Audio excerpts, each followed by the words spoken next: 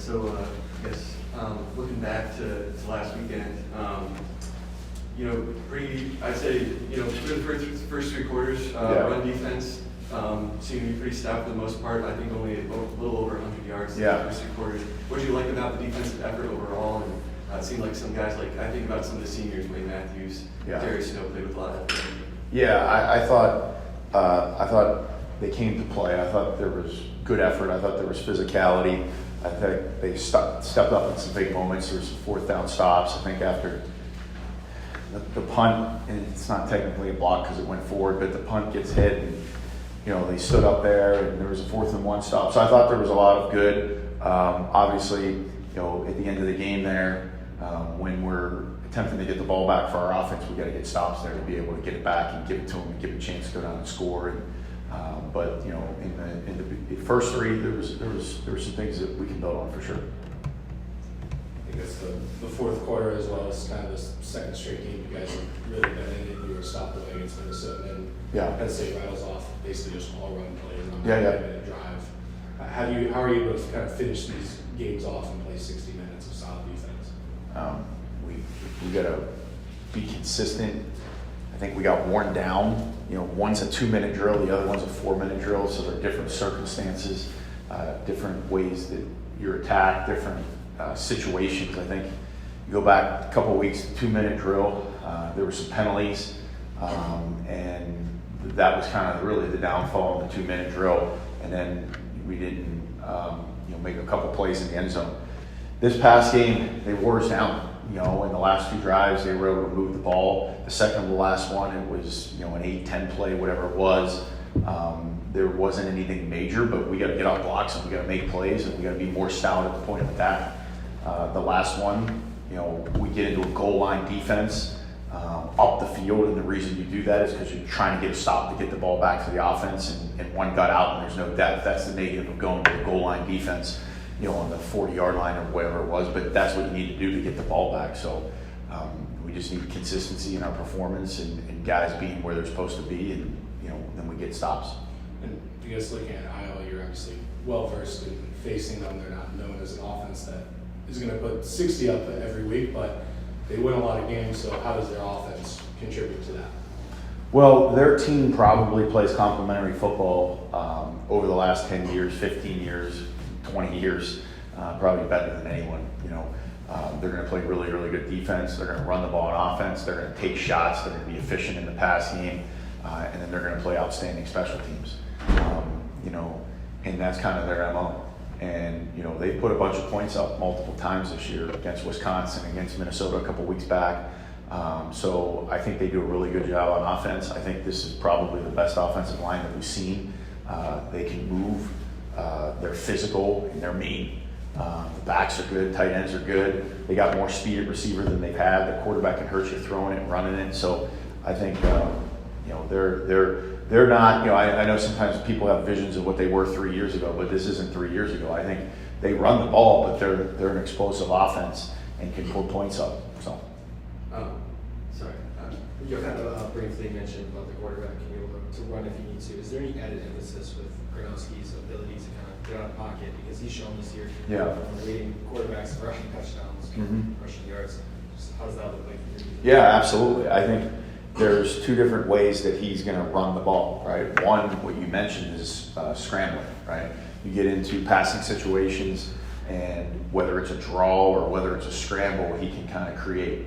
The other one, which you alluded to, was the rushing touchdowns, which they get down in the red zone. He's their main threat down there. They'll throw it, they'll hand it off, but he's a guy you've got to be aware of, being able to pull or design runs, gap schemes with him being the runner and having extra blockers. So you got to be aware he's a good player, and he's a guy that can put points on the board for sure. Is there like an added emphasis with how your defense, their defense is amazing, obviously, limiting the offense to be on the field for a big amount of time. So is there kind of an added emphasis with defense kind of setting up the offense? We saw it a little bit in Penn State, just kind of setting up the offense as well.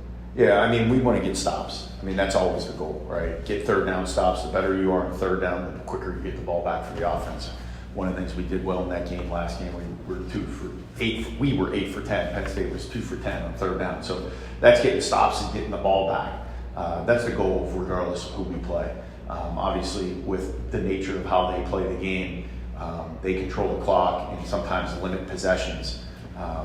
But that's how you play against those guys. And for us, it doesn't change anything. It's just we get every chance we get to get a third down, we got to be able to come away and get a stop. That's kind of the goal. But that's always the goal. So, how do the responsibility when you're facing a quarterback who can scramble, move around? How do the responsibilities kind of change? I guess more specifically for your defensive line and the linebackers. Well, it depends. It depends on who we're playing and how they scramble, right? There's not just a blanket way to handle it. Some people don't, and sometimes you can get the quarterback running all over you. We look at, hey, how does he scramble? And then we put together a plan to be able to take the scramble away. And sometimes that has to do with things interior, sometimes it has to do with things exterior, sometimes it has to do with a spy, sometimes it has to do with a pass rush game. But it just depends on how the quarterback scrambles. So we always look at that. Is there a added benefit of facing a senior quarterback who obviously there's more film games actually in South Dakota state days? Is there an extra benefit of that after the last 3 games that came against redshirt freshman quarterbacks? No, I don't think so, because and the reason I say it is because we're late in the season, right? So you've got a good, resume from the season to be able to see all of those guys. I would say, you get early parts of the year and you have a guy who's a new starter. Sometimes that's a little bit of a challenge, and when you have some film, it's obviously a little bit easier. But I think this point in the season, and even last week with, the quarterback at Penn State, he had now started 3 games, so we had a little bit of a resume on him. Did any of his scrambling ability during that game catch you guys a little off guard, especially during that long touchdown drive when he had a couple rollouts? No, I mean, what those scrambles were, if you go back and look at them, they were max protection shots where we covered really well. So there were 7 guys in protection. We had to do a better job of activating. That's a different type of scramble than 3rd and 8 where they're releasing 5 guys out and you get out of your rush lanes. That was more of an opportunity created because we covered well. Now we got to activate on the pass rush and go from a run read to a pass read and keep them in the pocket. But it's a little bit different type of scramble. On Aiden West, I think he got his 2nd start of the season last week against Penn State. How has he improved as the season has gone on? What kind of career do you see for him here? Yeah, I mean, I spoke about him earlier in the year where I thought that he was just going to be a guy that's going to be a really, really great player for us. I think he's continued, as we speak about him a little bit later in the year, to be on that track. I think he's got physicality. I think he's willing to tackle. I think he's got length, and I think he can run.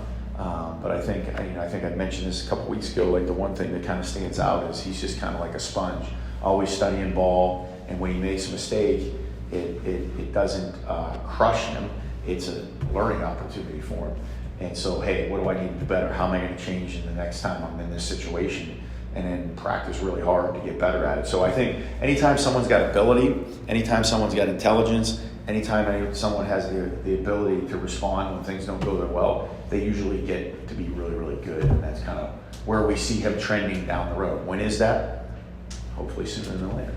I guess kind of going off, I guess that Indiana game in particular, Yeah. and 2 touchdowns. Obviously, you never want to give up touchdowns, Yeah. but what do you think he learned? What did he kind of take in? As you said, he's kind of like a sponge. Well, yeah, I mean, those are, some technique things you learn, right? Staying on the top shoulder, playing through the post, being able to get your head back, and some things at the line of scrimmage. There's all of that. But then there's the ability, hey, you're in a big-time atmosphere against a top 5 opponent and give one up. How are you going to handle that? How are you going to respond? And he's a guy that kind of handles that the right way. Hey, what can I learn? And then move on.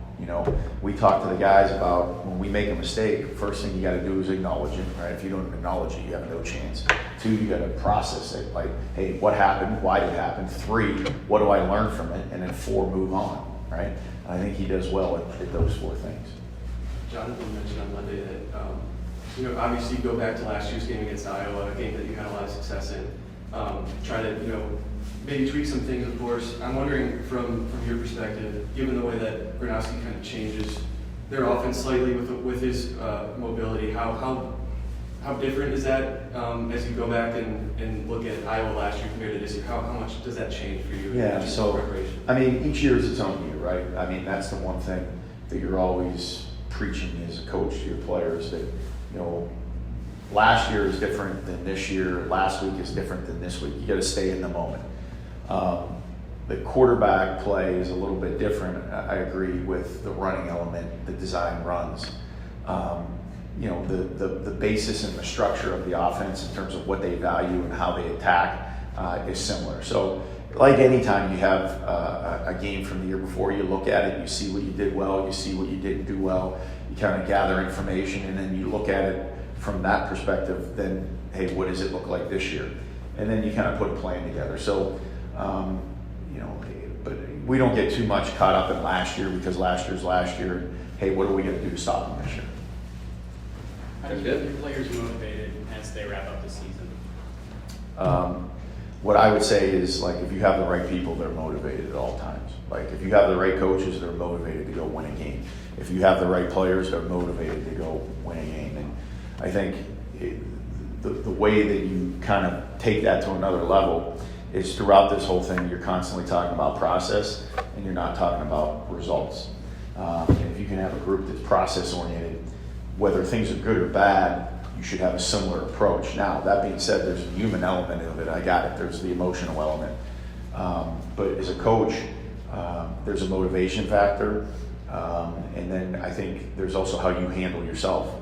And if you handle yourself the right way and you have the right people, they generally will. And obviously, we haven't got the results we wanted, but I've been proud of how we've practiced and what our effort is. And we're going to go to work to go get one this week. So. Is there any element of freedom, just obviously not having the results wanted, but out of that whole contention, any freedom to try anything out, try players out, that positions, or? Yeah, I mean, we're doing everything we can to get a win, you know, so whatever that looks like for each opponent. There's some weeks where we kind of go outside of what we've done. There's other weeks that we keep it more consistent. So yeah, regardless, that doesn't necessarily affect. We're just doing everything we can to get a W. Thanks, All right, Coach. thanks. Appreciate it.